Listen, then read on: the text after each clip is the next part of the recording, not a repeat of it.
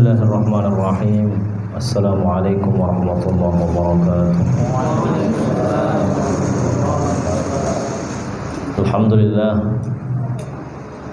Alhamdulillahi rabbil alamin. Wassalatu wassalamu ala sayyidina rasulillahi ajma'in wa ala alihi wa ashabihi wa dhurriyyatihi wa man tabi'ahum bi ihsanin ila yaumiddin, amma ba'du. Rabbi shrah li sadri wa yassir li amri wahlul 'uqdatam min lisani yafqahu qawli.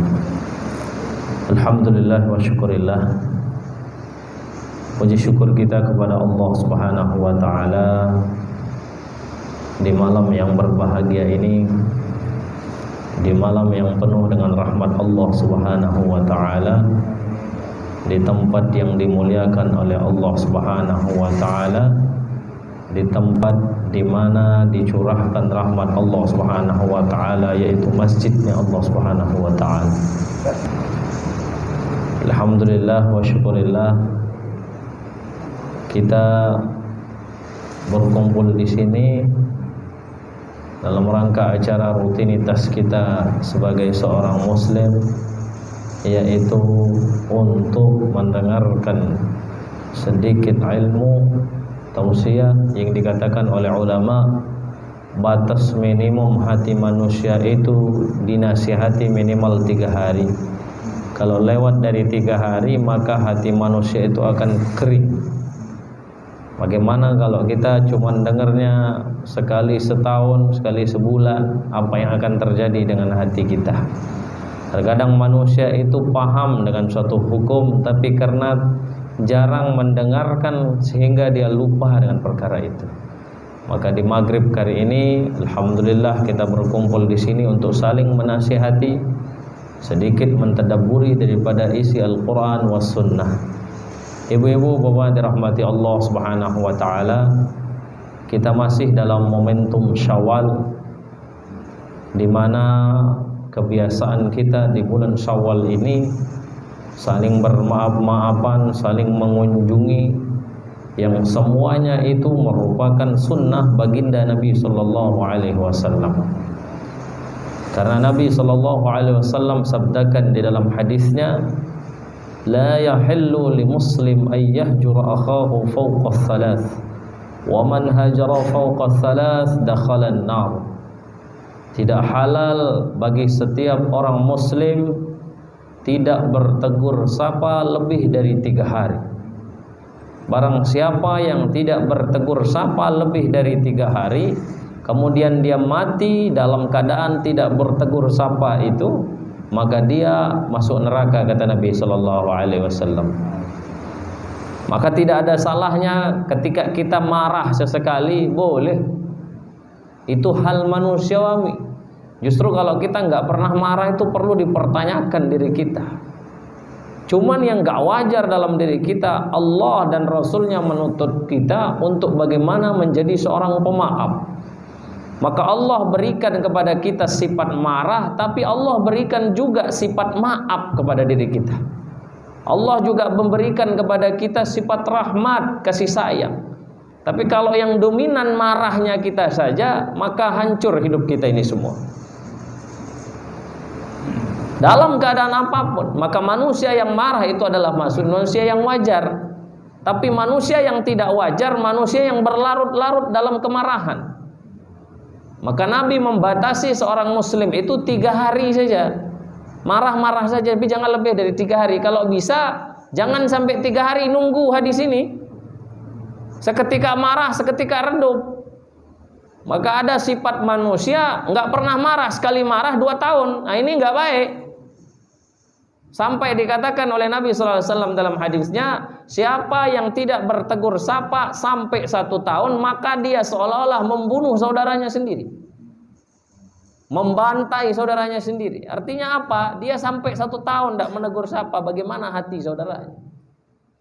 Bahkan di dalam hadis yang lain Nabi SAW sabdakan, la yahillu li muslim ayyahjura akha fawqa thalath. Ini mirip-mirip hadisnya. Tidak halal bagi setiap seorang muslim tidak bertegur sapa lebih dari 3 hari. Banyak sekali dalil-dalilnya di situ.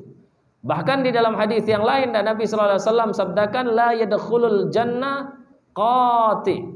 Tidak akan masuk surga manusia yang memutus tali silaturahim.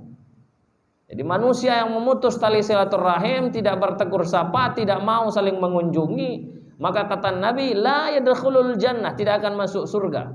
Bahkan di dalam hadis yang lain Nabi sallallahu alaihi wasallam sabdakan innallaha la yanzulu, innallaha la yanzilu, Allah sesungguhnya Allah tidak akan menurunkan rahmatnya. Innallaha la yanzilur rahmata ala qaumin, Allah tidak akan menurunkan rahmat dalam satu kaum fihi qati', di dalamnya ada orang-orang yang memutus tali silaturahim.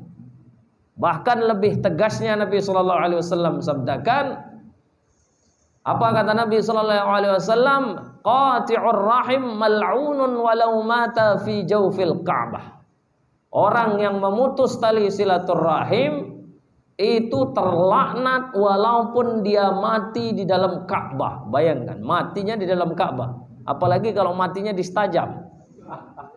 Ini di dalam Ka'bah matinya. Sementara kita memutus tali silaturahim terlaknat, kata Nabi sallallahu alaihi wasallam. Jangan sampai ada sesuatu hal yang dikisahkan oleh Al-Imam Ibn Hajar di dalam kitabnya.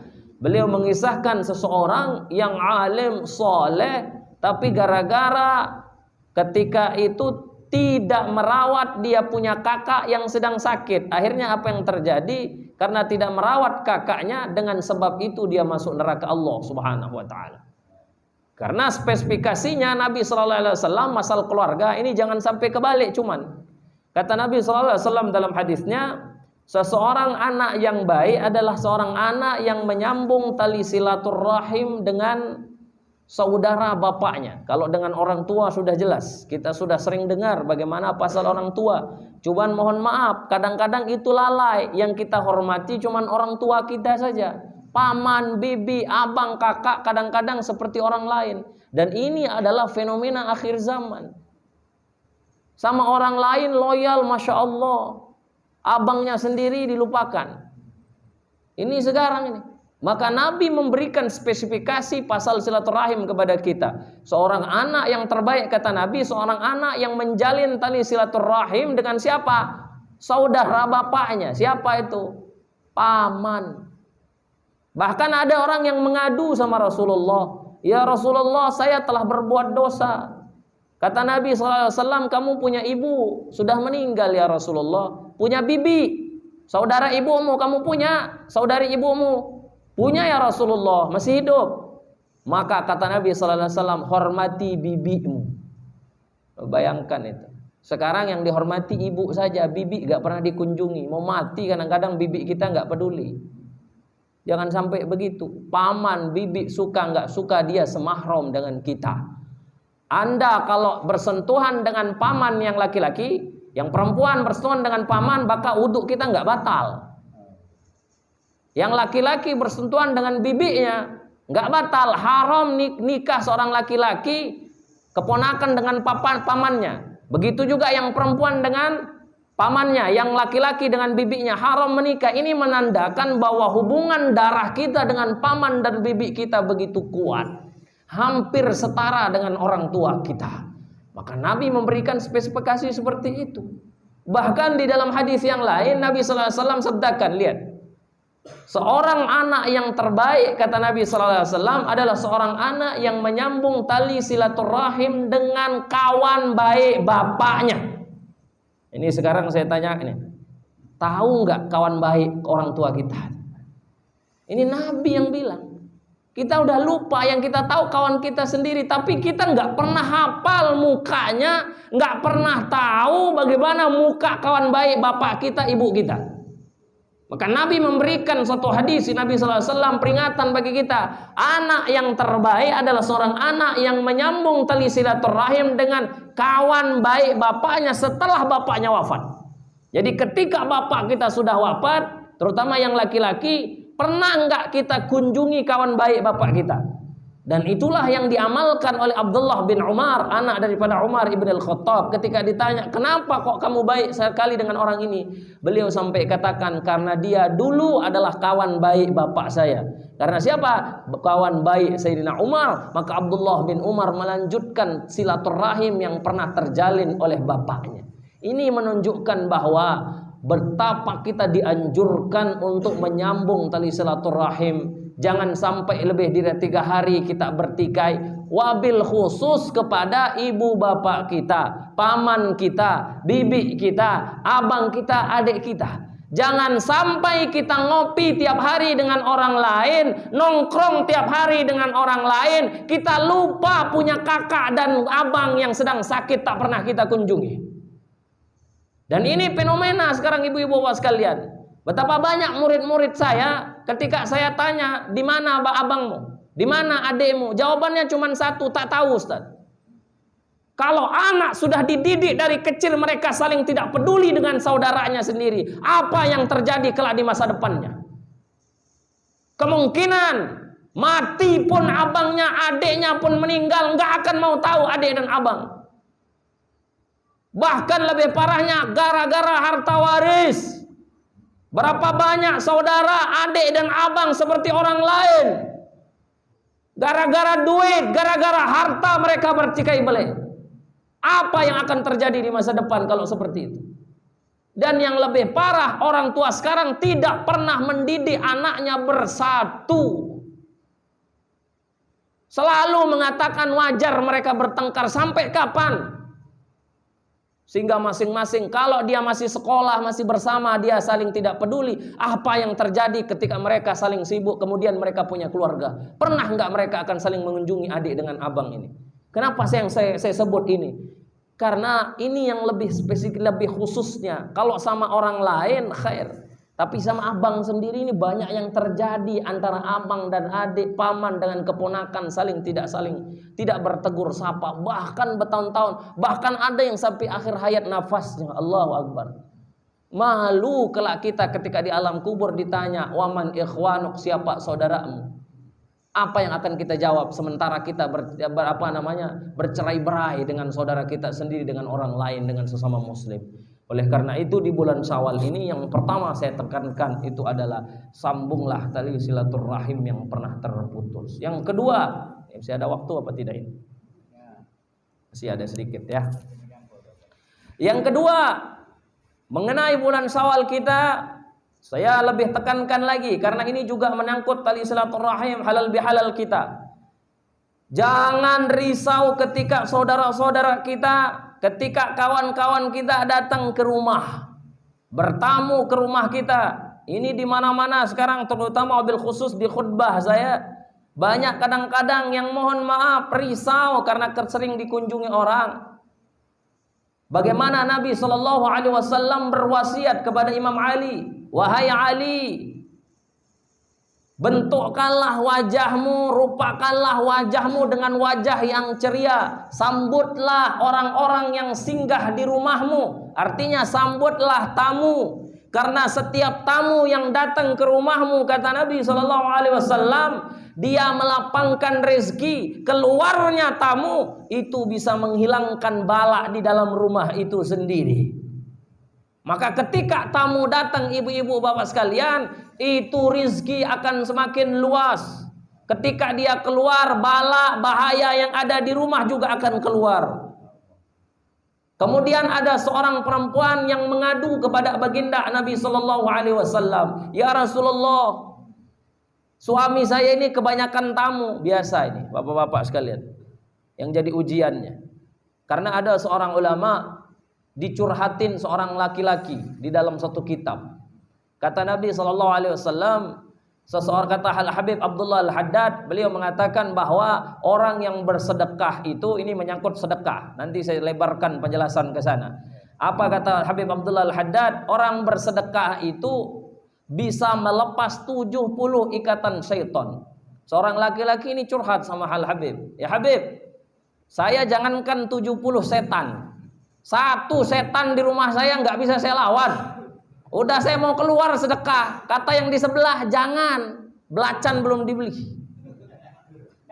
Mau saya sedekah, sudah saya keluarkan duit itu sudah mau pergi, dihalangi. 100.000 kurangi, bawang belum dibeli. Allahu Akbar. Satu syaiton saja di rumah nggak bisa saya lawan. Jangan tersindir ibu-ibu sekalian. Ini saya baca kitab. Maka wajar. Ini zaman Nabi. Si suaminya senang sambut tamu, ngamalkan sunnah Rasul. Orang-orang datang tamu senang. Rupanya di belakang ada perempuan yang ngadu sama Nabi. Kebanyakan tamu ya Rasulullah. Capek saya masak. La ilaha illallah.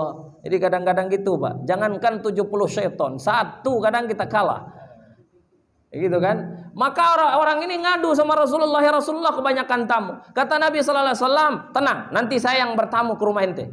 Maka pergi Nabi bertamu ke rumahnya perempuan ini. Disambutnya dengan baik. Nabi yang datang Pak.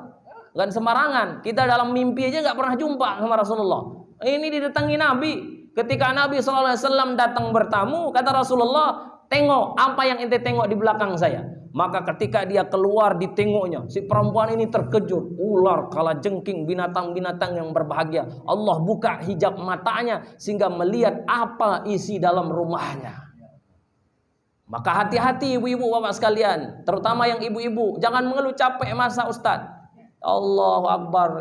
Jangan sering mengeluh seperti itu. Alhamdulillah tamu kalau datang itu menunjukkan rumah ada malaikat rahmat. Karena kata Nabi, Innallah, sesungguhnya Allah la yanzilur rahmata fil alal baiti. Seorang Allah tidak akan menurunkan rahmat kepada satu rumah yang dimana rumah itu ada 3 perkara kata Nabi.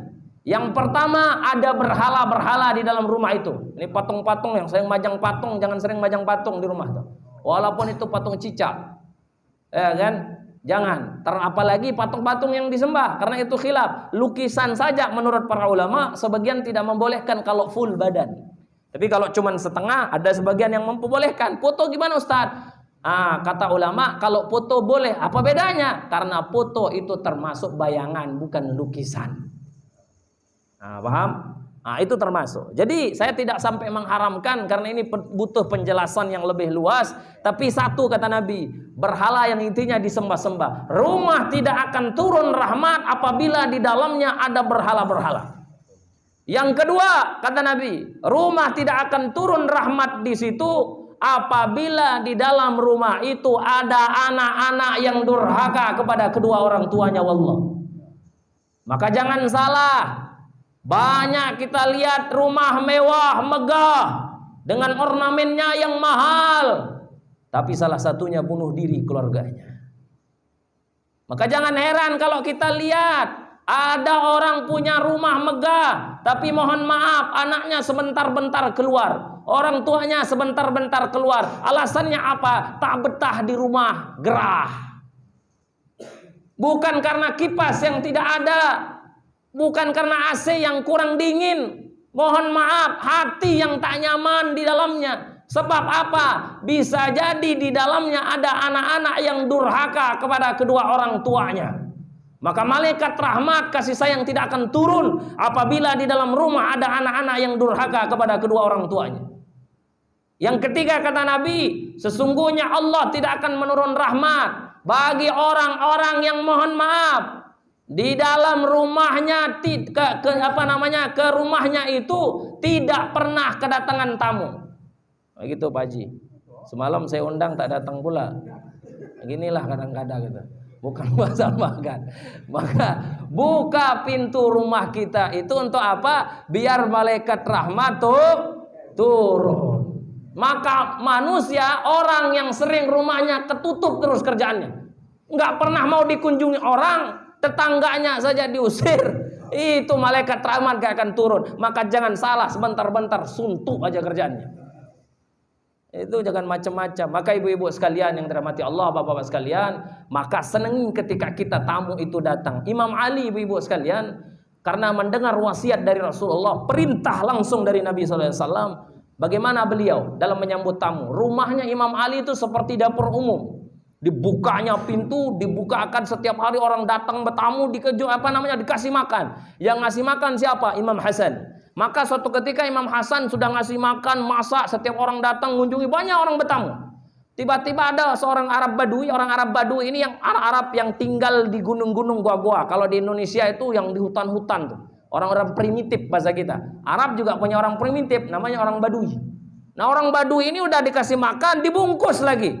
Tak ada izin-izinnya, dibungkus dia sendiri. Nah, Arab Badui itu terkenal, mohon maaf, bukan karena nggak ada akhlaknya. Memang begitulah etikatnya orang Badui. Pernah kencing bahkan di masjidnya Nabi, tapi Nabi nggak marah. Jadi orang Badui ini udah dia habis makan dibungkusnya banyak pula, udah roti, daging. Kata Imam Hasan, kenapa engkau bungkus, tak makan di sini saja? Kata orang Arab Badui ini, saya sengaja bungkus ini bukan untuk saya, tapi saya mau ngasih orang makan. Siapa? Ada orang tua reot duduk di bawah korma, pohon korma. Saya mau kasih dia makan. Menangis Imam Hasan. Kenapa engkau menangis? Enggak boleh saya kasih orang. Boleh. Lalu kenapa engkau menangis? Yang engkau lihat tua reot peluh yang dia makan dengan roti keras itu siapa? Engkau tahu siapa? Itu ayah saya, Imam Ali karramallahu wajhah. Jadi Imam Ali itu tiap hari kerja, ujung-ujung hasilnya itu dikasih untuk untuk tamu yang datang. Setiap hari beliau kunjung. Karena wasiat Nabi SAW. Bahkan di akhir Ramadan beliau bagikan roti, tapi di malam Idul Fitri beliau roti busuk yang beliau makan. Ada seorang ulama namanya Al-Habib Abu Bakar Al-Idrus. Habib Abu Bakar Al-Idrus ini dalam menyambut tamu, pas jam 7. Jam berapa Isya? 7.15. Masih ada waktu. Jadi Imam Syekh Al-Habib Abu Bakar Al-Idrus itu ketika dalam menyambut tamu itu beliau sampai mohon maaf nyembelih kambing sampai ratusan kambing setiap hari. Saya nggak bisa ratusan kambing, minimal 3 kilo jadilah. Iya kan? Ini sampai ratusan kambing, diambilnya hati dan paha yang terbaik. Itu Imam Habib Abu Bakar Al-Idrus setiap hari. Sampai ada orang bilang, Masya Allah ente Habib, luar biasa anda dalam nyambut tamu, ngasih orang makan, Masya Allah. Kata Imam Habib Abu Bakar Al-Idrus, ada yang lebih baik daripada siapa? Siapa? Adik saya. Pergi dia. Di mana? Di Tarim. Beliau ada di kota Aden namanya. Kalau Ustaz Mulyadi itu namanya di di Son'a, ibu kota Yaman. Ada satu kota namanya Aden. Dan di Yaman itu ada satu kota lagi namanya Hadramaut Tarim. Beliau ini ada di Tarim adiknya. Orang ini pergi mengunjungi adiknya. Di dalam pikirannya kalau abangnya itu kambing, wah ini adiknya onta. Katanya lebih baik ya kan? Akhirnya dia pergi mengunjungi, baru dia datang dikasihnya secangkir kopi dan setengah roti. Udah kecewa dia mulai ini.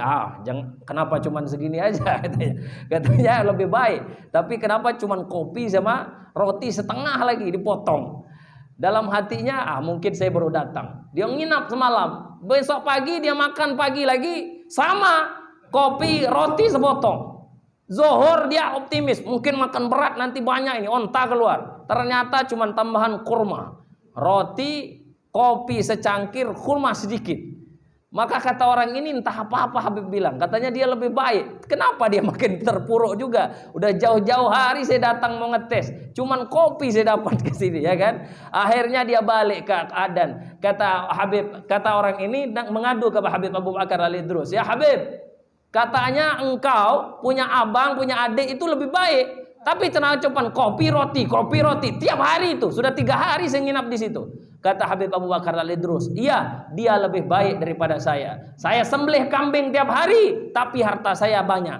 Tapi ke adik saya itu dia ngasih ente makan tiap hari, itulah yang dia makan tiap hari. Artinya dia tidak makan untuk untuk menghormati anda sebagai seorang tamu. Bayangkan itu.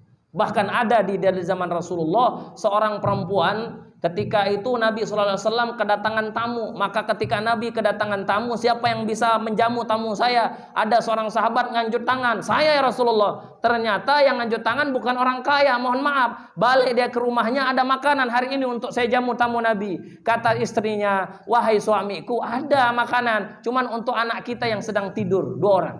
Maka kata suaminya, matikan lampu, tidurkan anak kita, sini makanan, dijamu. Artinya anaknya enggak makan untuk jamu tamu itu saja. Begitu dahsyatnya para sahabat dalam menghormati tamu. Karena apa? Mengamalkan apa yang sudah disunnahkan baginda Nabi SAW.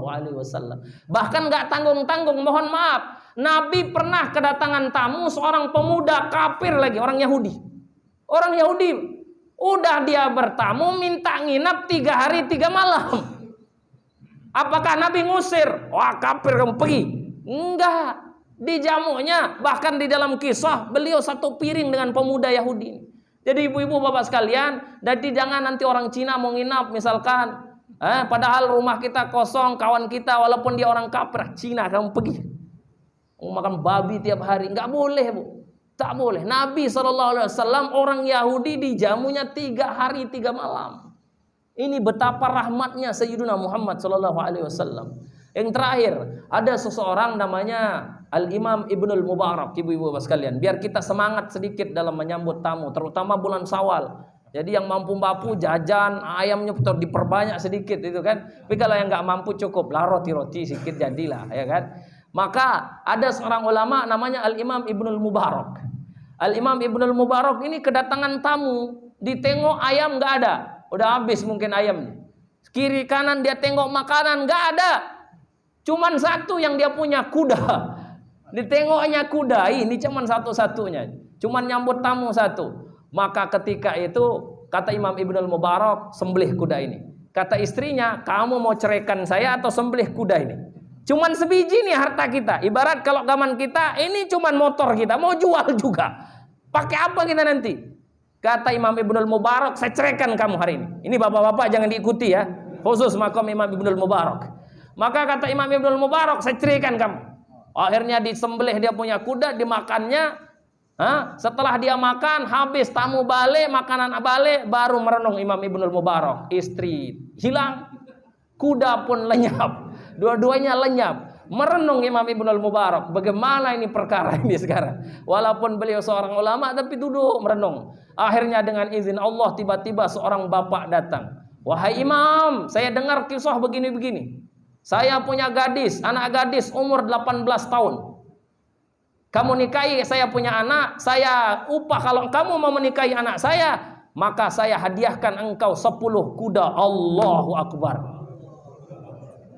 Itu gara-gara nyambut tamu. Maka ibu-ibu jangan pelit-pelit, bisa diganti seperpak nanti kalau macam gitu.